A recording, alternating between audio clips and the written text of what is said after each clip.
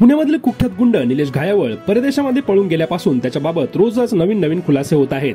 पण आता त्याच्या भावाच्या म्हणजेच सचिन घायावळच्या शस्त्र परवान्याच्या प्रकरणाने महाराष्ट्राचं राजकारण चांगलंच तापलं आहे. सचिन घायावळ याला शस्त्र बाळगण्याचा परवाना गृहराज्यमंत्री योगेश कदम यांच्या सहीनंतर देण्यात आला होता आणि हेच प्रकरण आता विरोधकांनी उचलून धरलं आहे. विरोधकांचं म्हणणं आहे की गुन्हेगारी पार्श्वभूमी असलेल्या व्यक्तीला मंत्रिपदावरील व्यक्तीने शस्त्र परवाना देणं हे गंभीर आहे आणि या संपूर्ण प्रकरणाची चौकशी झाली पाहिजे असं विरोधकांनी लावून धरलं आहे.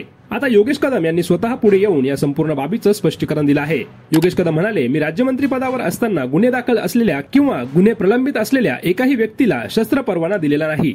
शस्त्र परवाना देण्याचा अंतिम निर्णय हा संबंधित पोलीस आयुक्तांच्या सहीनंतर घेतला जातो. मी खुर्चीवर बसल्यापासून गुन्हेगारी प्रवृत्तीला प्रोत्साहन देणारा कोणताही निर्णय घेतलेला नाही. जे आरोप केले जात आहेत त्याचं सत्य मी कागदपत्रांसह सिद्ध करीन असं योगेश कदम म्हणाले.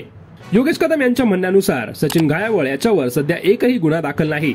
2019 साली न्यायालयाने त्याला सर्व जुन्या गुन्ह्यांमधून निर्दोष मुक्त केला आहे. 2015 ते 2025 या कालावधीमध्ये सचिन घायावळ याच्यावर एकही नवा गुन्हा दाखल झालेला नाही अशी माहिती योगेश कदम यांनी दिली. ही सर्व तथ्य लक्षात घेऊनच मी सतत विवेक बुद्धीने निर्णय घेतला. एखाद्या व्यक्तीवर गुन्हा नसताना आणि कोर्टात केस नसताना गृहराज्यमंत्री म्हणून निर्णय घेणं हे कायद्याने योग्य आहे असं स्पष्टीकरण योगेश कदम यांनी दिलं आहे. दरम्यान या संपूर्ण प्रकरणावर उद्धव ठाकरे गटाचे नेते अनिल परब यांनी योगेश कदम यांच्यावर तीव्र हल्लाबोल केला होता. अनिल परब यांच्या टीकेला रामदास कदम यांनी प्रत्युत्तर दिलं.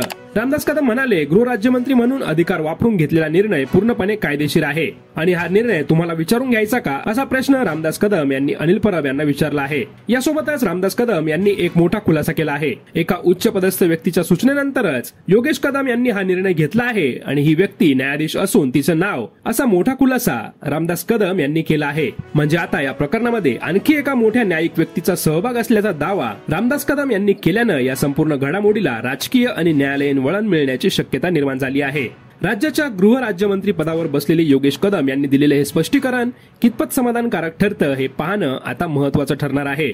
आणि हा मोठा न्यायिक व्यक्ती कोण, ज्याच्या सांगण्यावरून हा परवाना दिला गेला हे देखील पाहणं महत्वाचं ठरणार आहे.